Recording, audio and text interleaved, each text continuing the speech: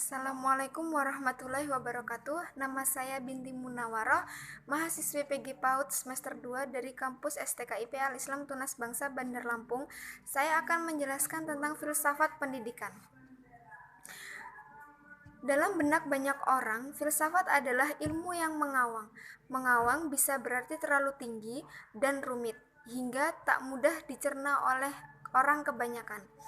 Tapi, mengawang juga bisa berarti tidak realistis, konyol, kegiatan orang kurang kerjaan ketika dunia digerakkan oleh kesibukan mencari uang sebanyak-banyaknya dan diramaikan oleh hiruk-pikuk memburu kenikmatan karir, popularitas, dan kekayaan.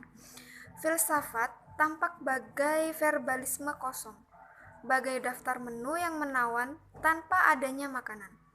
Novel filosofis ini adalah sebuah pengantar sangat strategis untuk memasuki khasanah filsafat. Dunia Sophie adalah kombinasi yang menawan dan mengasihkan antara lintasan sejarah gagasan-gagasan filosofis besar dengan pengalaman petualangan menelusuri misteri. Peristiwa-peristiwa kehidupan, pemikiran para filosof dapat membantu kita melihat struktur kenyataan dasar yang tadinya tersembunyi di balik permukaan. Gejala-gejala sehari-hari ibarat kamera foto ronsen, ia juga memungkinkan kita melihat berkaitan baru antar segala hal, bagaikan melihat lingkungan kita dari ketinggian. Bagi dunia keilmuan, filsafat berguna untuk bersikap kritis terhadap asumsi-asumsi dasar yang biasanya digunakan tanpa dipertanyakan. Filsafat penting untuk menghindari banyak kenaifan empiris, teknis, yaitu anggapan seakan kehidupan dan manusia hanyalah soal data dan urusan tertentu. Belajar filsafat membuat kemampuan reflektif kita senantiasa berdenyut. Segala hal akan digugat dan digugat ulang oleh refleksi kita sendiri. Refleksivitas memang bersifat self-canceling, alias gemar membatalkan pernyataan-pernyataan yang pernah dibuatnya sendiri.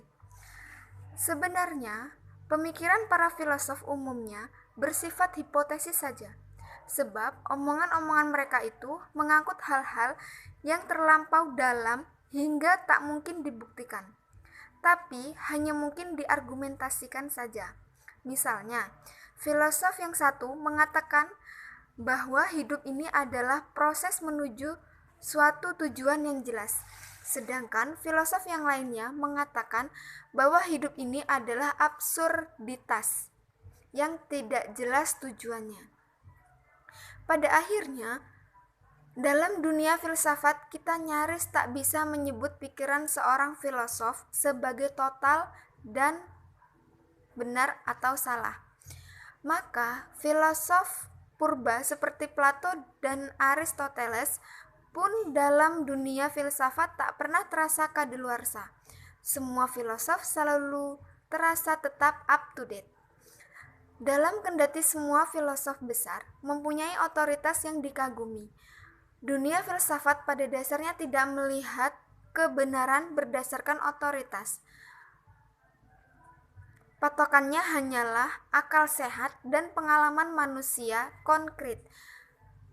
Maka lebih tepat dikatakan bahwa filsafat kebenaran adalah sekedar batas penalaran kita. Batas sementara, batas yang sebenarnya bergerak terus memperluas diri juga. Bagai langit batas lautan yang senantiasa mundur bergerak menjauh saat kita mulai berlayar. Belajar filsafat menurut kita untuk berani dan tekun memasuki rimba peristilahan yang tidak lazim, seperti filosof menciptakan istilah-istilahnya sendiri, serta memaksa kita mengikuti penalaran-penalaran sangat panjang dan pelik. Filsafat adalah cara cerdas bagi jiwa untuk tetap waras dan tumbuh berevolusi, terutama ketika dunia semakin sakit dan sistem nilai kian terdegradasi. Saya akan menceritakan tentang Sophie. yang berjudul Taman Firdaus. Sophie adalah gadis berumur 14 tahun yang serba ingin tahu. Saat sedang perjalanan pulang dari sekolah, dia telah menempuh paruh perjalanannya bersama Joanna. Mereka membicarakan robot. Joanna beranggapan otak manusia itu seperti komputer yang sangat canggih. Ketika sampai di depan pasar swalayan, mereka berpisah. Sophie tinggal di daerah pinggiran kota dan jaraknya dari sekolah hampir 2 kali lebih jauh daripada rumah Joanna. Saat awal bulan Mei, di beberapa kebun, pohon-pohon buah dikelilingi dengan bertandan-tandan dafodil. Ketika Sophie membuka pintu gerbang, dia memandang kotak surat. Biasanya ada banyak surat dan beberapa amplop besar untuk ibunya. Dan seringkali ada beberapa surat dari bank untuk ayahnya. Tetapi ayah Sophie bukanlah seorang ayah yang biasa. Ayah Sophie adalah seorang nahkoda sebuah tanker minyak besar dan selalu bepergian hampir sepanjang tahun. Selama beberapa minggu, ketika dia berada di rumah, dia sibuk kesana kemari untuk membuat rumah itu enak dan nyaman bagi Sophie dan ibunya. Ada sebuah surat di kotak surat dan itu adalah untuk Sophie. Pada amplop tertulis